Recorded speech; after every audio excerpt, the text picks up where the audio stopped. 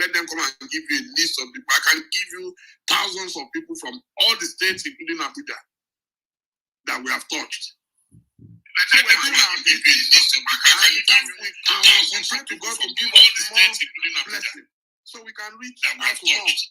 I'm not a damn I don't have the resources, but yet, out of the people that we make, we try our best. So I want to thank you so much.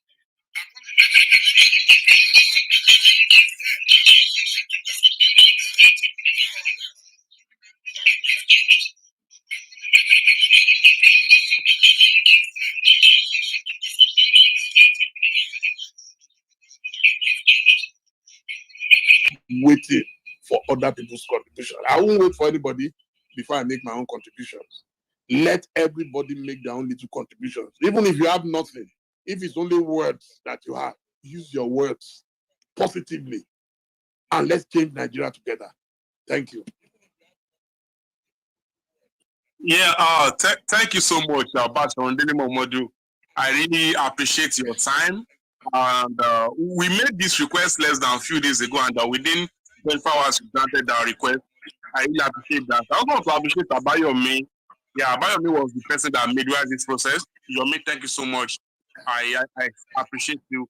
Olom of Debbie, can you please help us give your closing remarks for our Dele Momodu that you can have our next speaker? Yeah.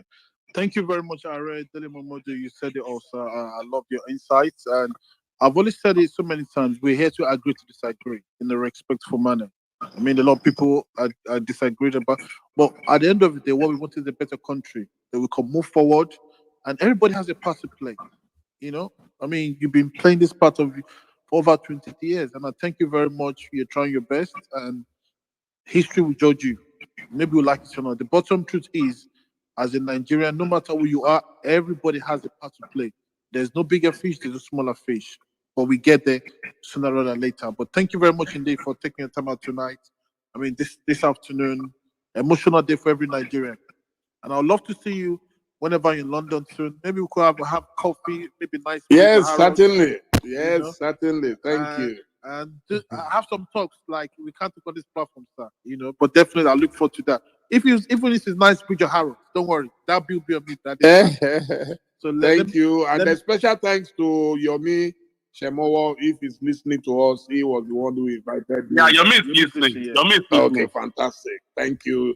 I call him Yomi of Glow. He's such a great guy. He handles all my telephones. You know, whenever I need a phone, he knows what to do.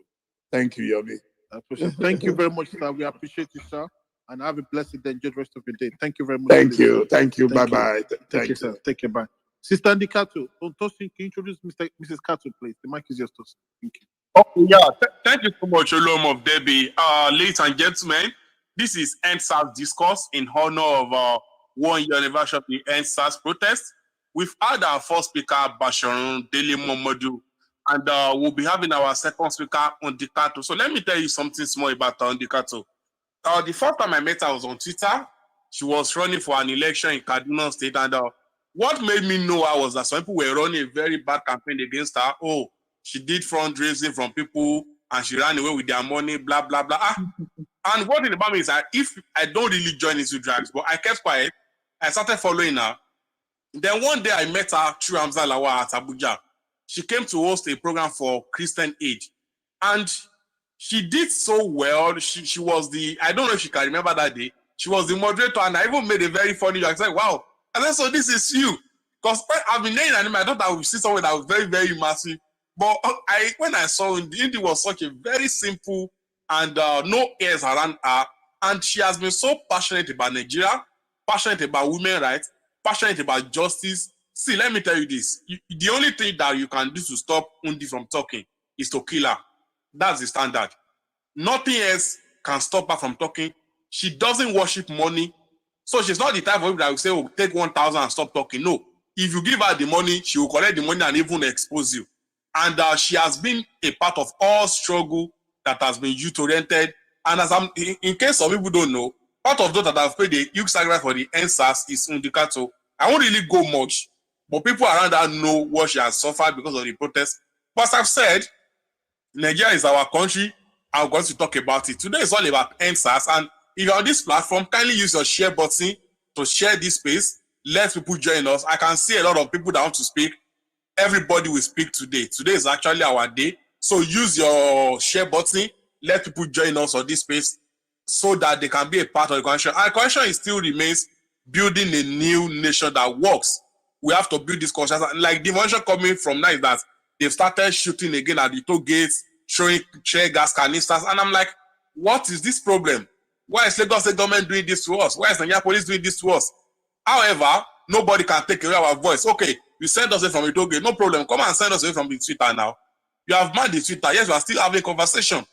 So today is our day, and we have to make it count. We have more than 1,000 people in this group, and we need more people to join us. So use the share button. Let others join us. At this juncture, please join me as we receive Undikato. Thank you very much indeed, Tosin. I'd like to, obviously a few people probably seen Indicator on Twitter, NG, on TV, AIT, Al Jazeera. But I could reassure and tell everybody, one of the most intelligent Nigerian women you ever come across is this lady. If I had the power to elect, maybe to pick 3 women that will run Nigeria, Indicator is one of my top 3 women. Amazing, someone you learn a lot from, and just a wonderful all-round human being who's always fought for good governance in our society. And someone like Indicator, things will get better in our society. Indicator, good afternoon, madam. How are you? The mic is yours. Thank you. Good afternoon, everyone. Sorry to keep you waiting. My apologies. I know you've been waiting.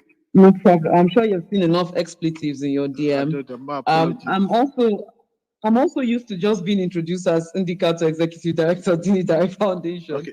So yeah. Probably the reason why. Thank you so much. Obviously, you're my friend as well. So, but yeah, go ahead, please. That's fine. Thank you. Okay. So straight to the point. A lot of the conversations we've had today, I would have loved to go back to the conversation we're trying to have with Dele Momodu and just pick on a couple of things. But let me go straight to mine. Many of the things that we're talking about today is centered around something, consequences, justice. And Nigeria absolutely lacks this. And my conversation is squarely around this. We've seen EndSars, right? And I wanted to tweet this thing today. The day that the shooting happened that night, the name of a military officer was bandied around. And then that military officer came out to say, I'm not the one. Then the name of another military officer came out that this is the person. And since then, just somehow it has fizzled. Like the person's name is not front and center. We're not asking about, is it the battalion, I don't know what they call it, that went with him to that place. Today, I can't even hear his name. He has just gone back into normal society. The lack of consequences. For our politicians, the lack of consequences. For people who have done one thing or the other, when they pop up, you try to talk about it and like, why are you a hater? Are you God? That's the funny one. Are you God? Are you God? You should judge. It's so many things that more than any other society in Nigeria, and oddly, within Nigeria, you would see that, a person has committed a genocidal act and young people will be at his desk to learn leadership from him. And we're still wondering why we're where we are. What are we trying to struggle for? What are we striving for when injustice and all the other children that it breeds, including corruption, is our norm? Like it's something that we finish and, you finish like, when you finish EndSars, you go back and just with your friend like, my guy, as in, your friend's house whose father stole money, like the way this government are doing, things are so tough. And the person's father will be commenting too. He too has not faced any consequences. Everything we're looking at this nation, it started from one point. One person got away with an injustice. And then another, and then another, and then another, and it became our norm. And here we are today. Hold on, please. Okay. Okay, I'm back. Go ahead. Yeah. It has become our norm.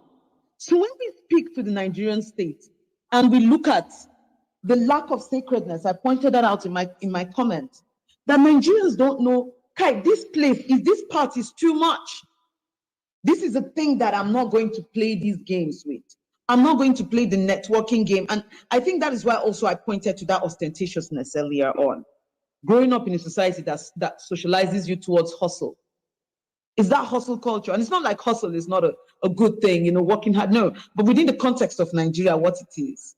Grab, grab, grab, grab, grab, grab, grab at any cost. There is nothing that cannot be used to grab by the Nigerian. There's nothing, including EndSars. It's right there embedded in our conversations and the crisis around that. There's nothing that cannot be used to grab. And depending on our relationship with the people or the persons involved or the person involved, we're like, accountability. No. Pause first. You're a hater. You're this. You're that. And if at no level we speak to accountability in Nigeria, I listened to a conversation today, and in that conversation, the person was asked first.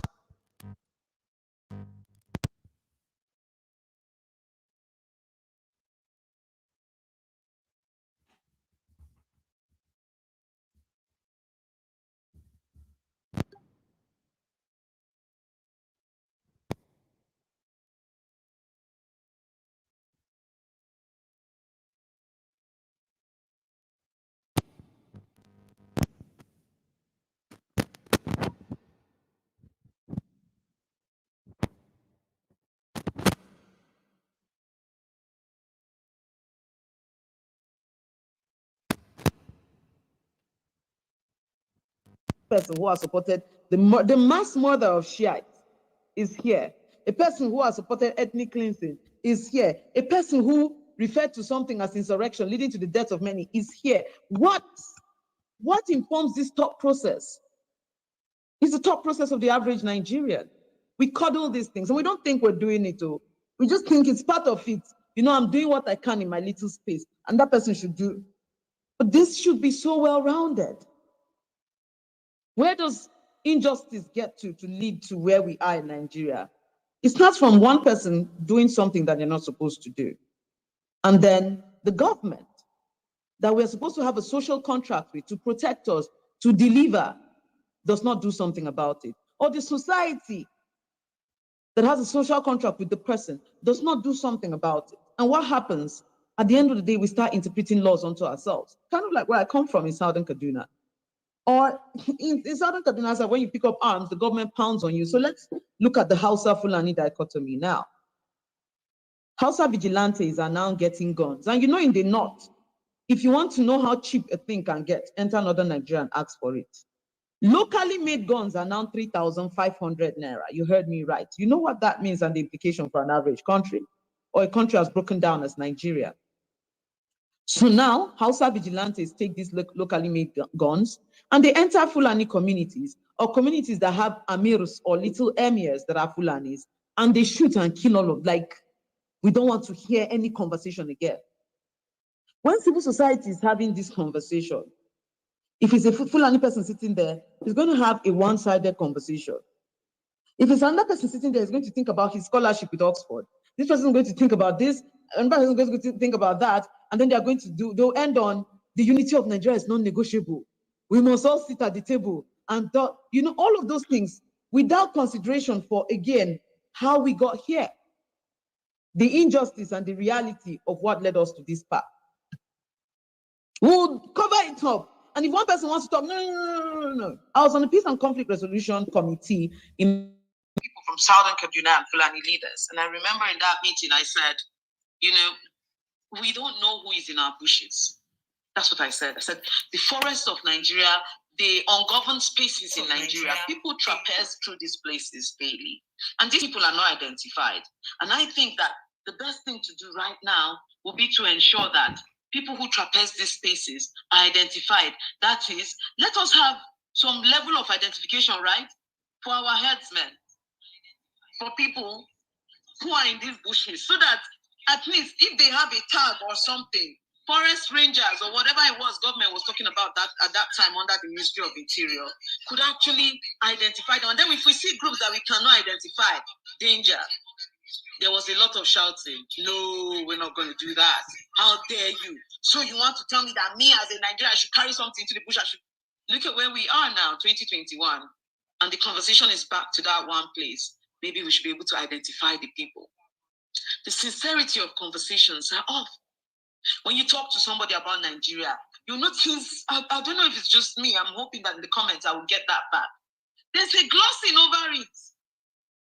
Do you know who I am, what I've done, and what our fathers did this, and we met with this person, and that person was so great, and that, yes, but these are the issues. Oh, the unity of Nigeria is non-negotiable. We must all come together to make Nigeria one at all costs. What is the at all costs? It's, of course, the Nigerian life. That's the cost. It's the easiest cost. When you want to break down the conversation, the Nigerian does not want to have it.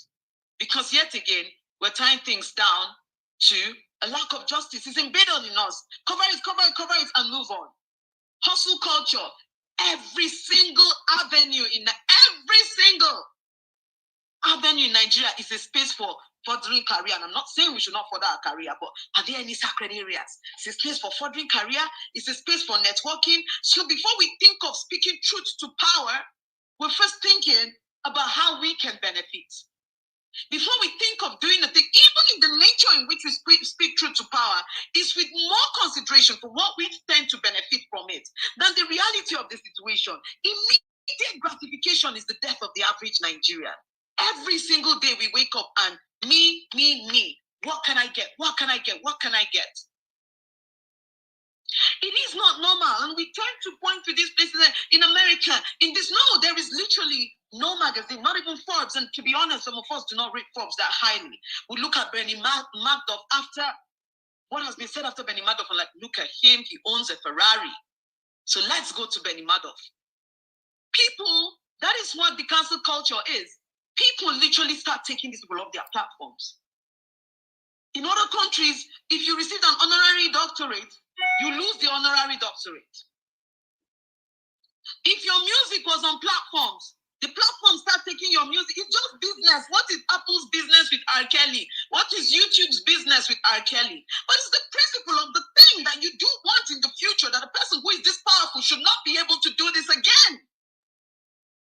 That is how you ensure that they don't do it again. You don't ensure they don't do it again by having conferences and speaking about we don't want more people to do it again when there is no concept of justice for people who have done it. Or we try to get a better Nigeria where the leaders are better, where people do not look towards Yahoo. But every single action by everybody, by everything, by every institution, every person with an ounce of a platform is pointing towards what? We intend to continue to be in bed with persons who do these things. Number two, we intend to show you over and over again that within the context of Nigeria, there are absolute and damning consequences for doing the right thing. Yes, I said so. Pelumi is dead and in his grave today because he did a video of a politician who brought out a gun and shot 2 people. The politician is part of Tinubu's campaign team Swagger today. Pelumi is dead. And when you talk to an average young person, what does that tell the person? A person who has not gone through all our behavioral change conversation. Who does the person want to be? A Pelumi who did what it is he needed to do at that time for the interest of the nation without consideration for his own personal safety?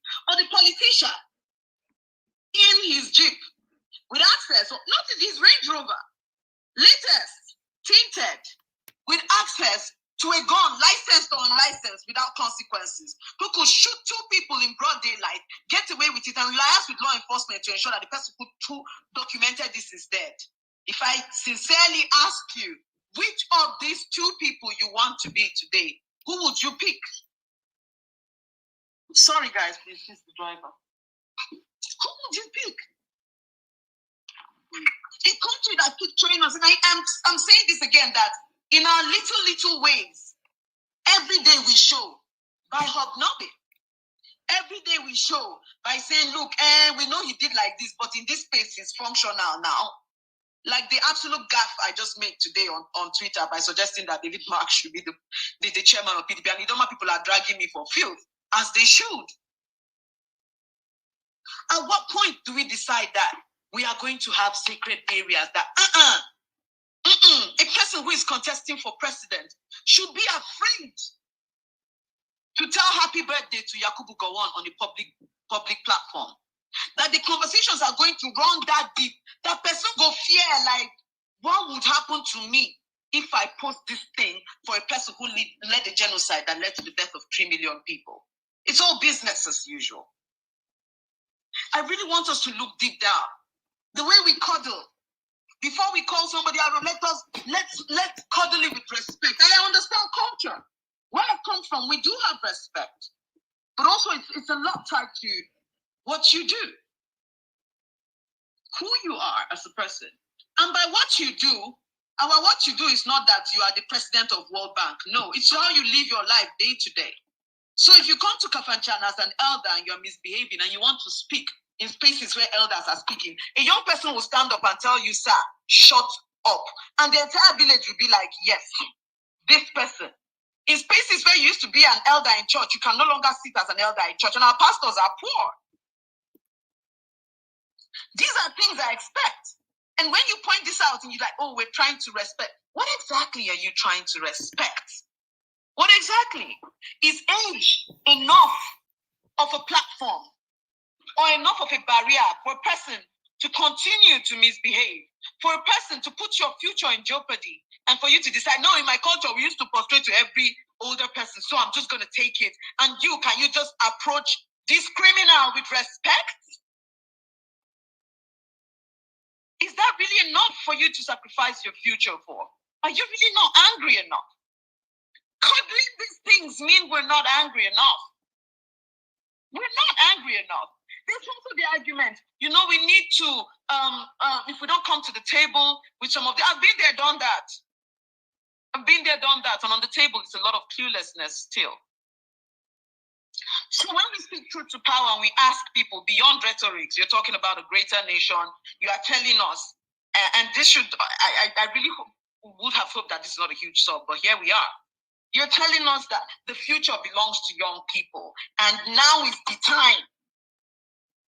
And you have platforms that could actually put these young people front and center, and yet your platform is still exalting a certain class of people. And let's not say truth by halves. It's not only politicians that are a problem. It's not. Somewhere embedded in this conversation is a generational conversation.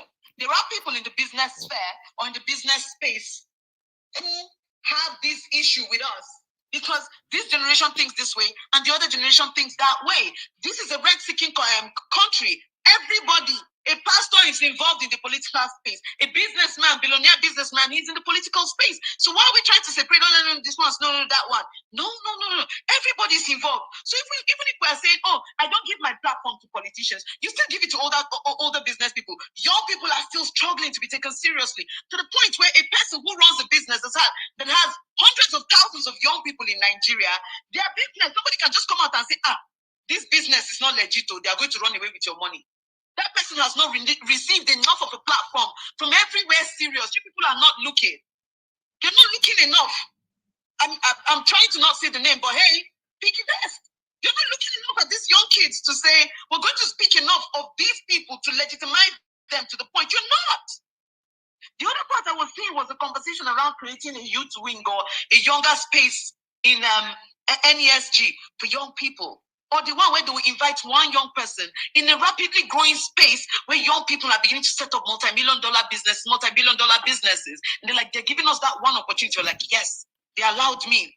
They allowed this one person to come. When this is a space that should be dominated by us. So if you are serious that you mean this for young people, why? And those of us that are in the media too, why? Why are we more interested in what these older people are saying? And I'm not saying that, be ageist about it and shut them out. But you know how much power the media has in agenda setting. You know what anybody in mass can tell you what gatekeeper theory is.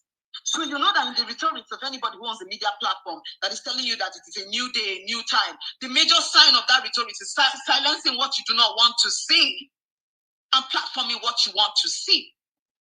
And it's in that same culture of coddling bullshit that a person who would have a platform, even like this one, you would see something going like, I still have a platform. I just want to ensure that he's a newsmaker. This person is a great person. He'll come and speak on EndSars Memorial. Whether or not the person deserves to be there, but the person is popular enough, and I want the person to be on my platform. So therefore, this person must come. These are the issues. oh, it's not sensible to not. At what point will we actually rise up and like, no, everything around this thing, we're going to do something about it. Let me move to another area that we haven't really. I think that part of my agenda setting should go with this too. Carrying Northern Nigeria along in our behavioral change conversations. During EndSars, a major, and I know it's tricky for us to say anything that we think is a flaw in the protests. It's not a thing we want to accept. It's not this is not the time, it's too soon, it's too this, it's too that.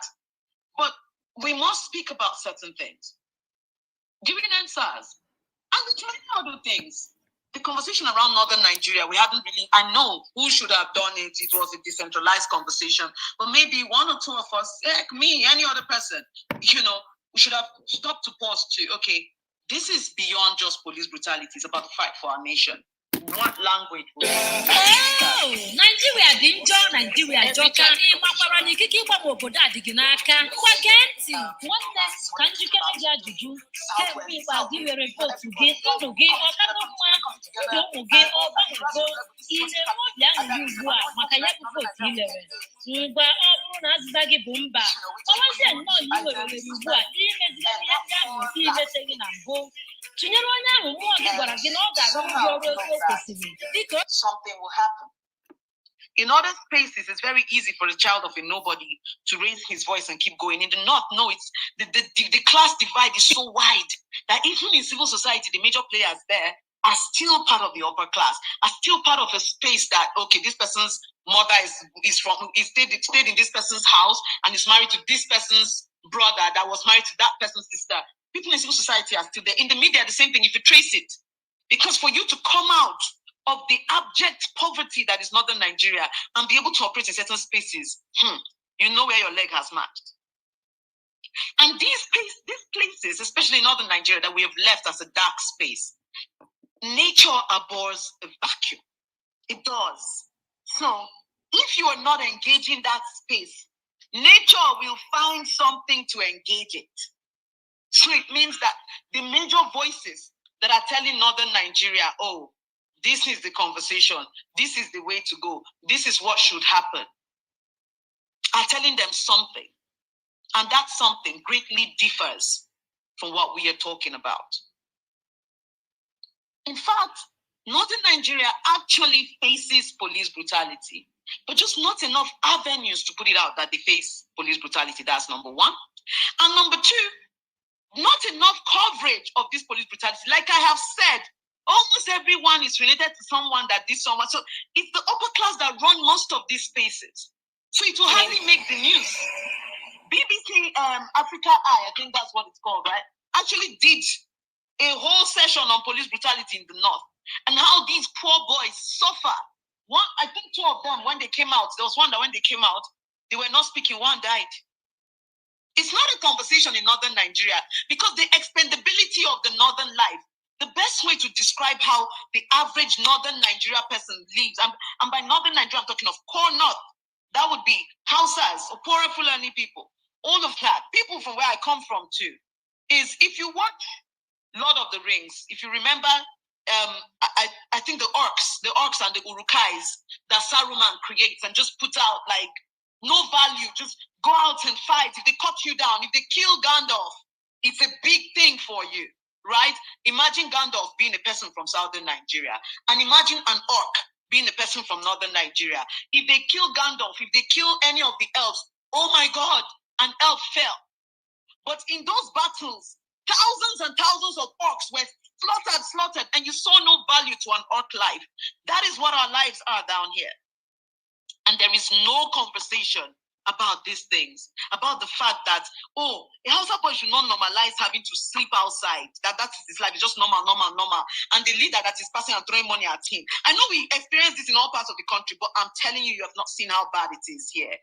It is so bad that people are destined from generation to generation to be house helps. And I'm not saying this as, oh, that is not a job that has dignity. But I reckon that if today I'm somebody's maid, I'm building towards a better generation for my children. No. In Northern Nigeria, in many spaces in Northern Nigeria, if I am Oluomo's house, and please, Oluoma of Debbie is the person I'm making reference to. If I am the young house help that was kept in their house to grow, my children will be birthed within the context of that home. They will find another house help that works in the house, a boy, the gate man, something, to marry me.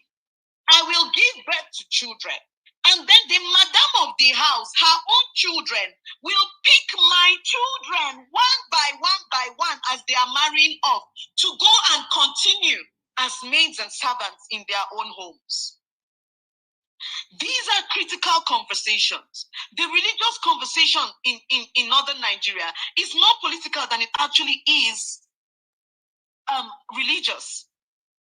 It is more a class struggle, keeping people in a particular place.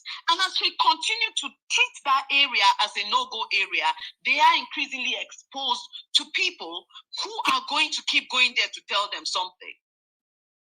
If you don't have an imam who is like, what is the name of this man, this sheikh from Niger State, who is very liberal and his ideas are so in tune with the 21st century, Sheikh Lemu.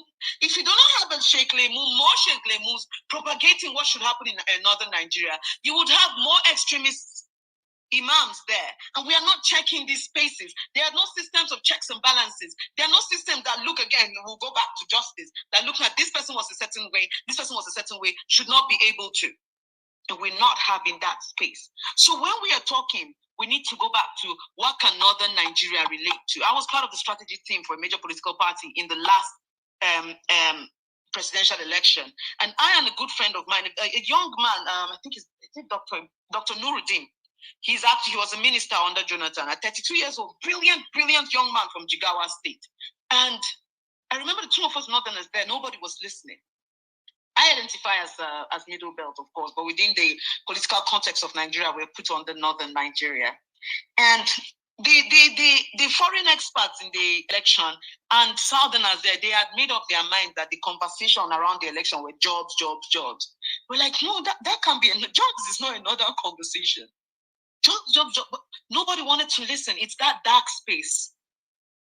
So as we continue to be angry, but we see physically children of elites, people, the upper class in northern Nigeria, they taunt us, and you think the taunt is for me and you. The taunt is more for the average northerner. They say, the numbers, the Kardashian states, they are coming. Who are the people in the Kardashian states? The orcs, Saruman's orcs, created for nothing more than the need to use these numbers to do something.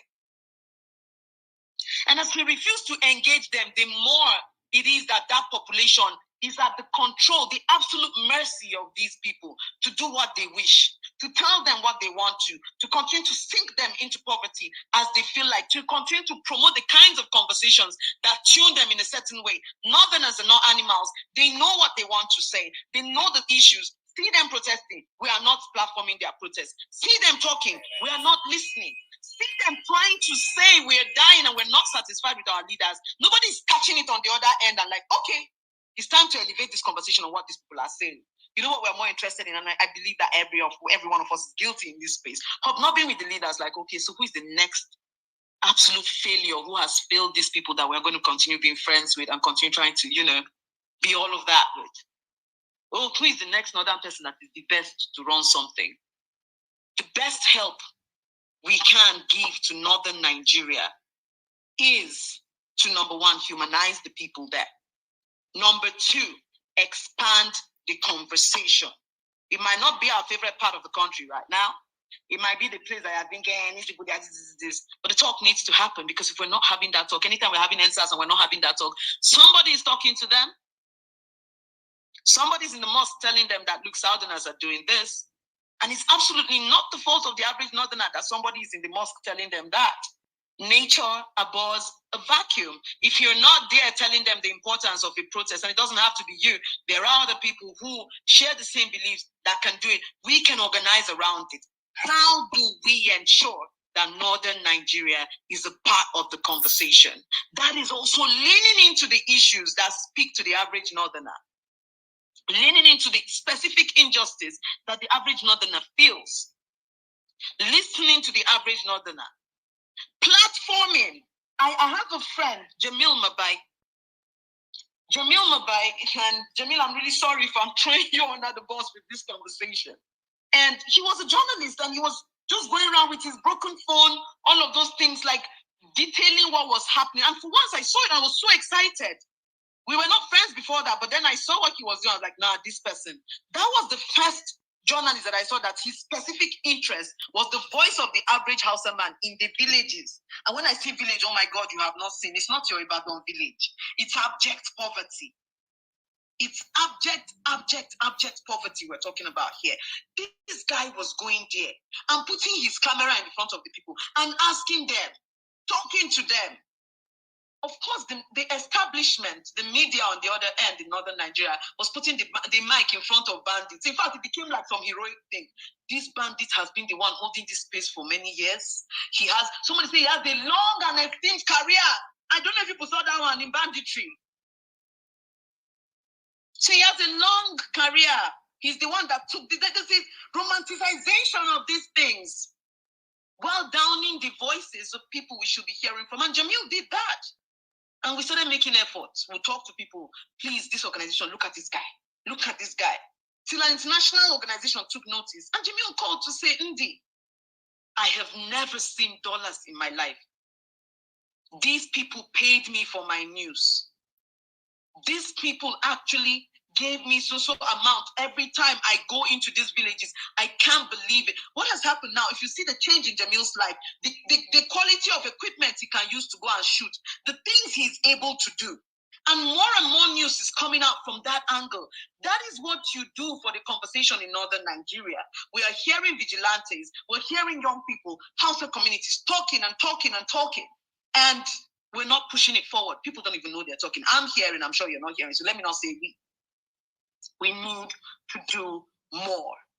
How do we penetrate northern Nigeria? How do we organize around that? How do we give them a sense of, okay, we all belong here, not an us versus them.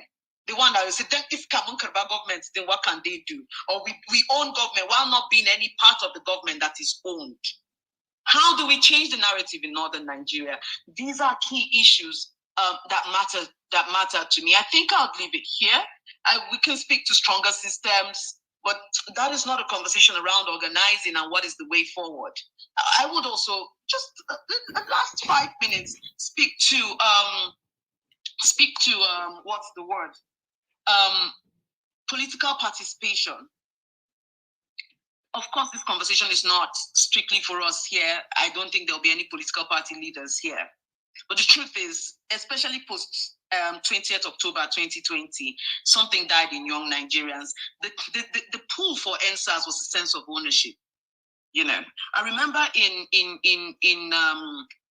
Louis Edet's house, police headquarters, when we gathered there, when older activists came, and you know, these Gen Z children, 20-something, born in 96 and co. They know the hair word. I've not seen that. I thought I was stubborn, but nah, this generation, they are the real. If there's something more than coconut head, there's rock head. They know the hair word. And so an activist will show up like, we do not come here for people, so that you people will go and use our gathering here to make money. They chase them away. Even known names today that are still doing, say, EndSars, they were chased away at Louis Edet's house. And because young people believed, they felt like this was our own thing. They were not showing up because of somebody. It's not Ndikato that called protest. It's not Dejade Andrew that called protest. They showed up because this protest had no leader. It means that they were leaders. That they came there and they shouted enough. They will be heard. It's not somebody saying something on their behalf. They will be heard. And that is how we got emotional investment in that protest. Not we, I'm just saying generally, not as a we or we set out to do that. No. That was how emotional investment in the protest was gotten. People felt a sense of ownership. Even within political parties, as powerful as I got as a young woman who could get powerful, there was still that sense of every day you have to wake up and it's me, oh guys, I'm the one who speaks on behalf of the party. I should be in this meeting now. I'm the one, all of these things I've done for, I should qualify for this. We should be the ones. A lift has come out. You have forgotten young people again. It takes away a sense of ownership. So if there is anything that we should speak to, it's good to tell us to register to vote. It's lovely. We are going to register to vote.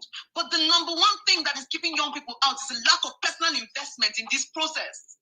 We are going to register to vote, but for them, in quote, who are they?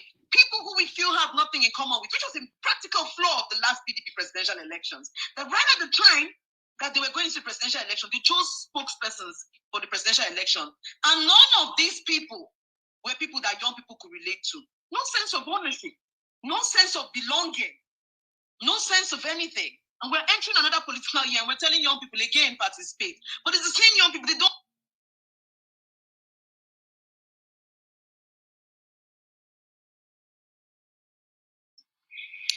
Indy, I think maybe our VPN is gone. Yeah, I think I've VPN, but she will Yeah, just give a few minutes, yes.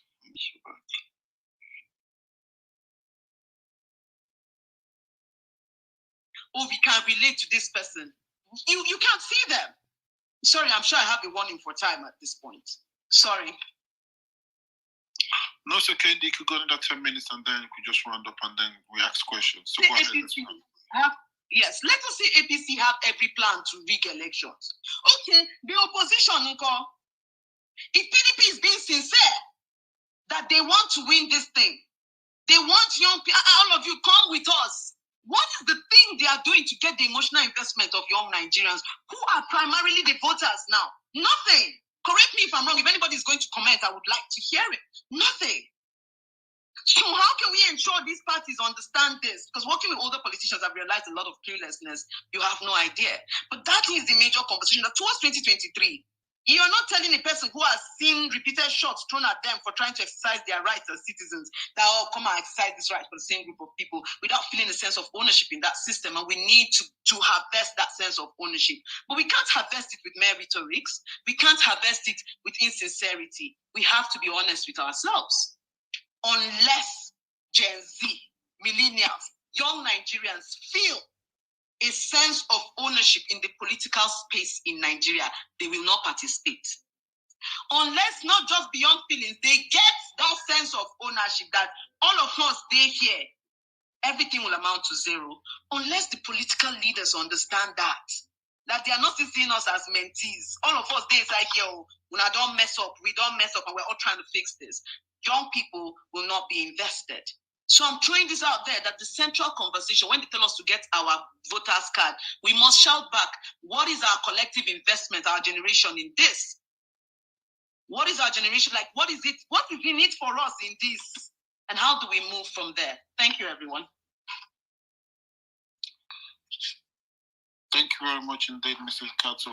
You said a lot of good points. And I think basically I love your take from the northern side and stuff, also Niger for, because maybe like it or not, half of the problem we have in Nigeria today is from the north.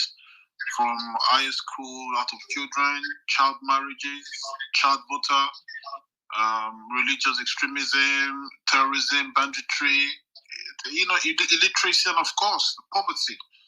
I think we had someone a few weeks ago that was talking about war and poverty. And if we can solve that solution, war and poverty, it will take us a long way. But thank you very much indeed. You said a lot this afternoon. I really appreciate your time, even though, you don't blast me for DM. I understand that fact, but we really appreciate you very much indeed.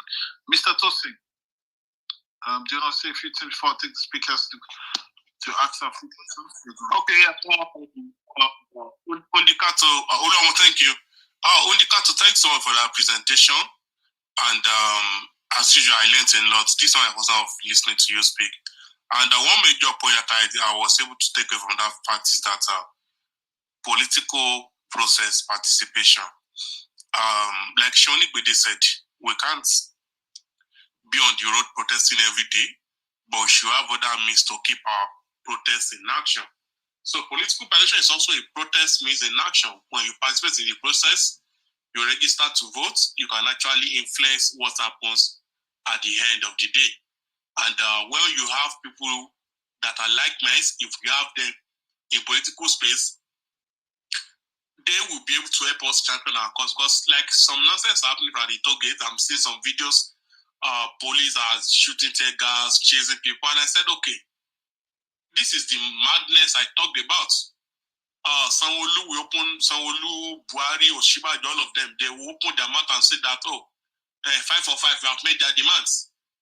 You have met our demand, and the same thing that happened last year is happening today. It is disgraceful. Nigeria is having a president that does not even know what to do. We have a vice president that calls himself a pastor. This man is a professor of law. This man is a senior grade of Nigeria. Meanwhile, this is their administration has witnessed the highest level of lawlessness ever. They don't respect the courts. They don't respect the law. They don't care. They do whatever they want. If you like, shout from morning to evening. It's a misfortune. It's in fact, it's a pandemic on its own. And it will be unfortunate for us to have this same level of error come 2023. Look at the tweet I shared in this space.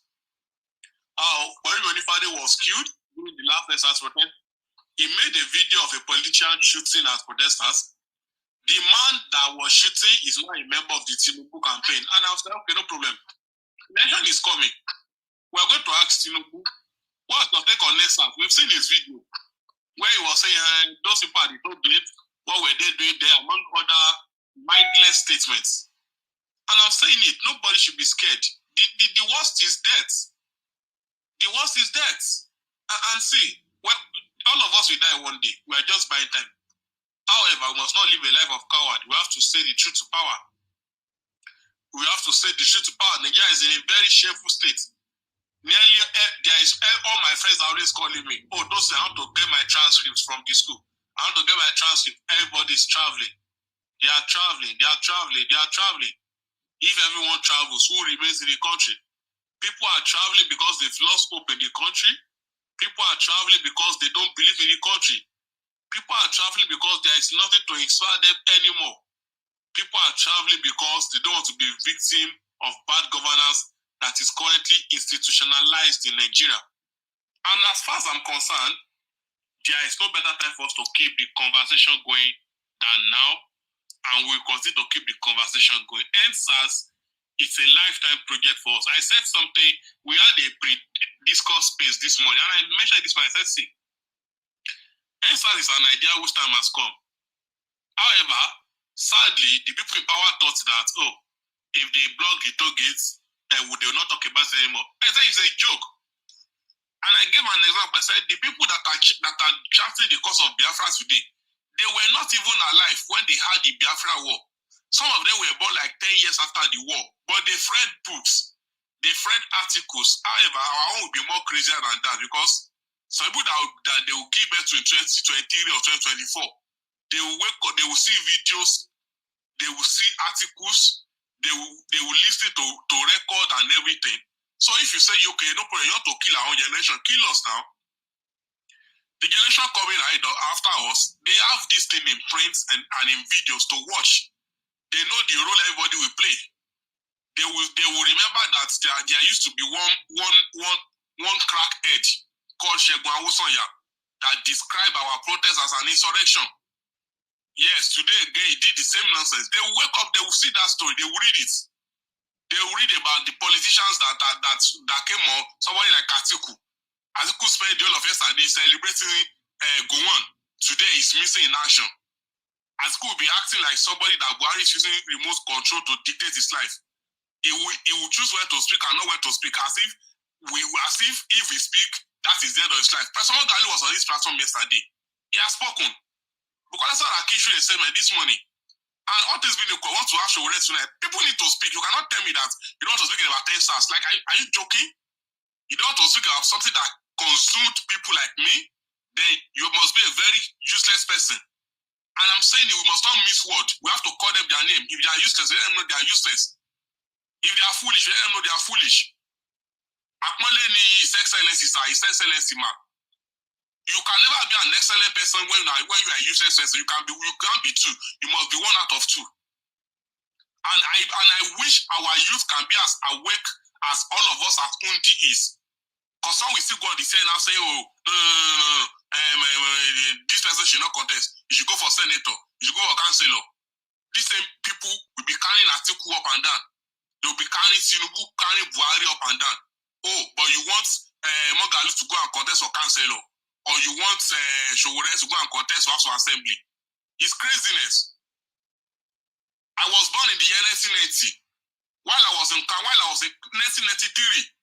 I was born in 1991. 1993 was the first time I still contested for president in Nigeria. I am 30 years old, I'm still contesting. Is that not be juju be that? It's a problem. This is my sounds funny, but we're in trouble if we don't know. A country like United Kingdom, between 1991, okay, let's say between 1993 and now, UK have had close to about 10 prime ministers. Yeah, sorry to break you, but like if I can take my questions, I actually run an organization. No, don't worry, take questions. Just give me 1 minute. This dilutes what I have said before people can ask me questions. Okay, no problem. Just 1 minute, 1 second. Let me just round up. The UK, they've had a lot of leaders, but our own we are still recycling. It's a problem. Let me just stop here. Let's only take our questions, sir. I'm just gonna 3 people gonna give questions to her quickly, and then Indy will answer all at once, so she can just go. Sister Rekia is gonna go first, just 1 minute, please. Then after that, Impress Lokuman, and after that, Mr. Toy. Just 1 question, please, 1 minute, and then Sister Indy can answer the questions at once. Yeah, Sister Rekia, go ahead, please, quickly. Thank you. Yeah, thank you, Olomo. Good afternoon, everybody. My name is Rekia. Mr. Indeed, sorry if I'm not getting your name correctly, but I understand where you're coming from, and I understand the point. My name is Indi Kato. Indi. I'm from Southern Kaduna. Full name Indi Obadao. Okay, it's fine. I'm also from the north. I'm from what you call the Connaughts. That is Kano to be precise. I understand where you're coming from, and but one thing I want us all to understand is that when it comes to the northern issues, I think it's a very, very sensitive one that we need to approach it with a whole lot of caution. I actually don't live in the north. I don't think I've ever lived in the north for like close to 2 months or 3 months or so. I lived all my life in Lagos because this is where I grew up and this is where I was born. So when it comes to the northern issue, I think we need to approach because it's a very, very sensitive issue because religion is involved for us in the north. And concerning what you said, you said that in the north that they are producing weapons, that is guns. I can tell you that when it comes to producing weapons, it's not just in the north. There's some other parts of Nigeria, which I will not want to mention the region or the states. The kind of weapons these guys produce there, which even anybody can have access to it locally, you will not believe it. Like I said, I will not mention the state and I will not mention the region. So I think when it comes to the northern issue, I think we need to approach it with we just need to approach it with caution because it's a very, very sensitive one and a dicey one. I'm also pained by what is happening in the north because, like I did said before on this platform, that almost half of the problem of Nigeria is from the north. And I'm just this person that I'm not because maybe probably I'm from the north. I'm going to say, okay, it's a northern problem, it's the west problem. I just feel like we should all come together. If the youth from the north has problem, then the youth from the east and the west should join hands together. We should all act like we are one Nigeria. If the youth in the east too has some problems, we should all come together to solve this problem. If the youth from the west too have some problems, we should all come together and solve it. Because I know that as for this EndSars issue, I know that most people that are more participants are mostly from the west and a little bit of the east and some few south states. Yes.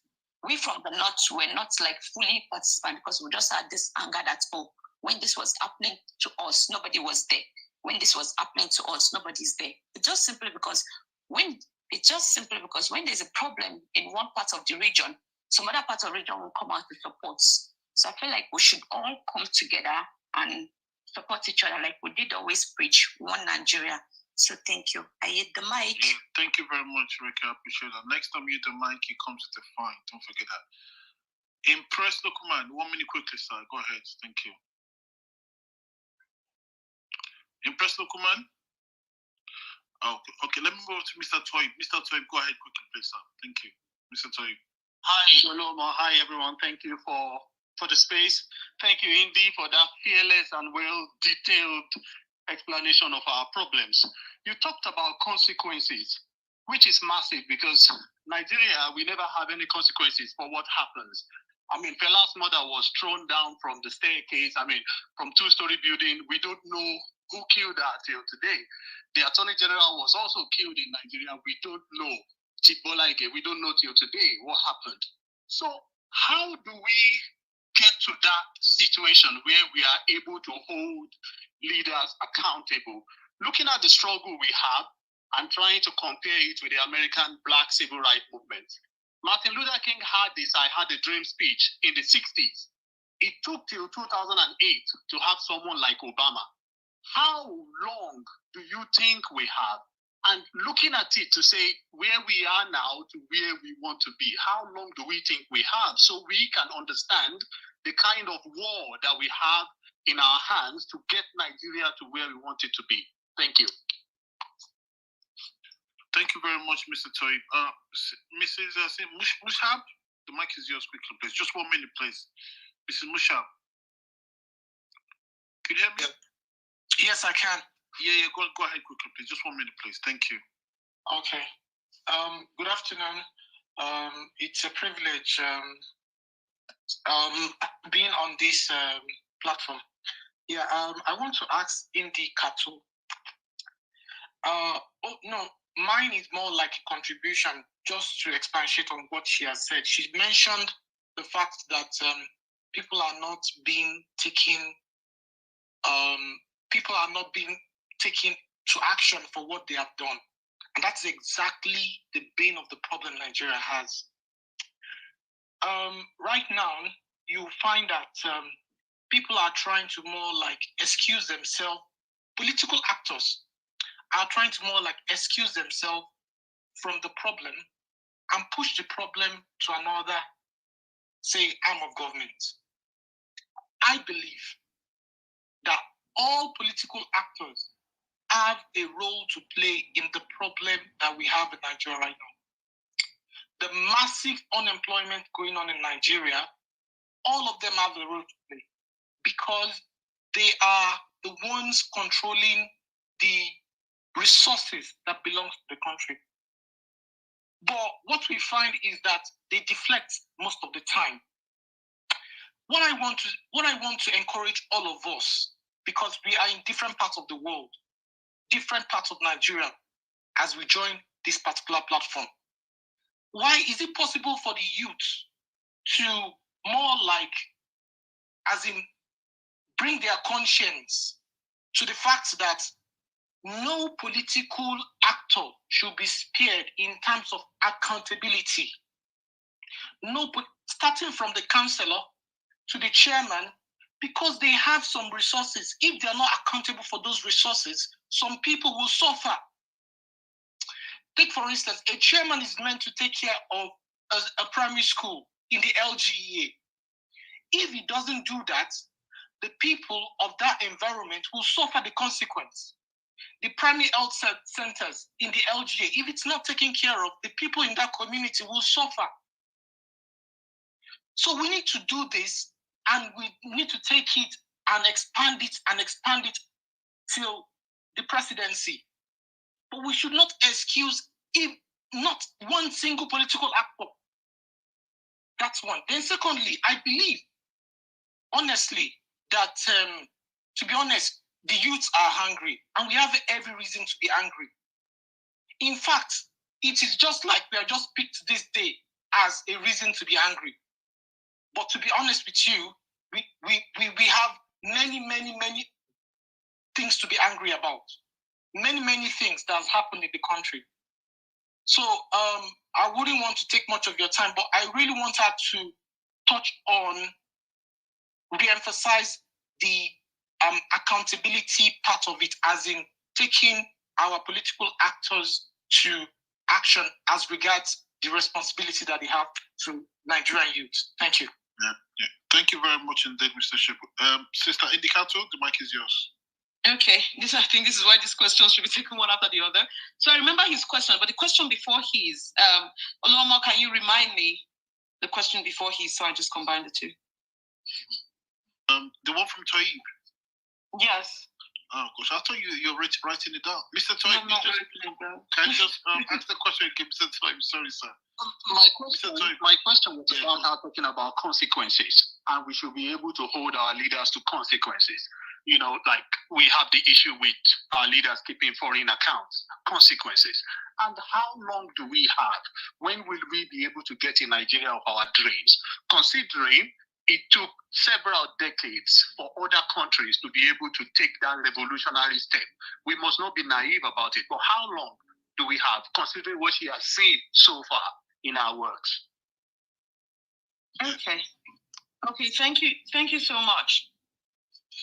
Consequences, I think that was a conversation I also had with what's the name of this TV station? They profiled some of us for Nigeria at 60 last year, and I said that was the one thing I wanted to see. I'm quite the nihilist, I'll say. So if I say my mind as to what I think consequences will be, I'll be out of my house before the end of this conversation into somewhere nobody will hear from me. So let's keep my deep thoughts quiet and just keep it politically correct. I do think that one of the things, again, is deplatforming, right? If there's nothing, yes, we can take to the streets. We also have to take other critical, concrete steps to ensure that people like this feel the effect of what they have done. So consequences, when we say deplatforming, and you know a state where somebody is genocidal, where a person who used to gist tweet on Twitter, who was a major voice in northern Nigeria, has disappeared. But spaces that are considered spaces for freedom, right? Spaces that are considered literary spaces, our most intellectual spaces, and I do tend to say this all the time, that Nigerian intellectuals are a fraud.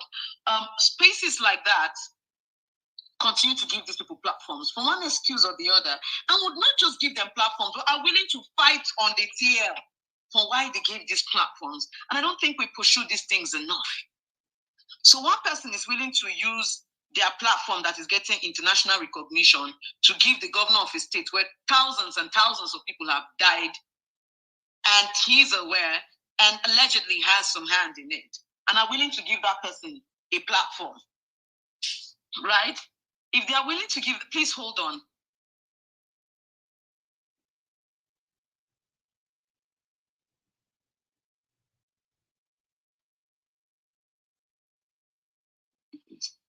And if you're willing to give this person a platform, the rest of us will call.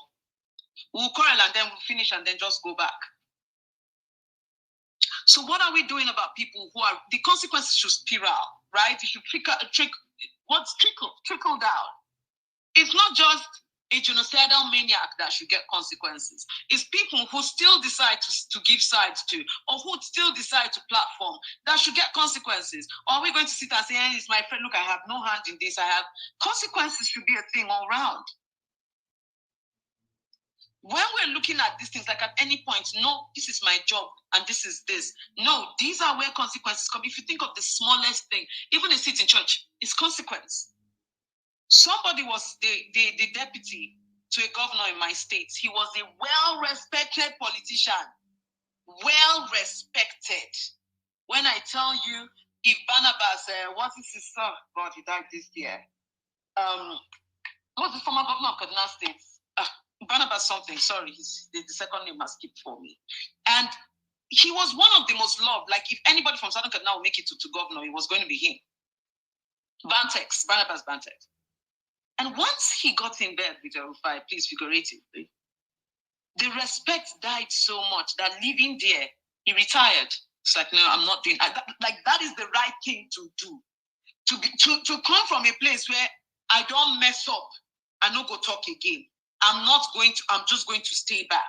We still keep seeing places where we are still going to, you don't know what this man can do for you. You don't know, yes, we want to cut him, but not so much. We want to do this, but not so much. We all have to take stock. I'm a work in progress. So I'm not saying it from a point of righteousness or anything. No, we are all guilty.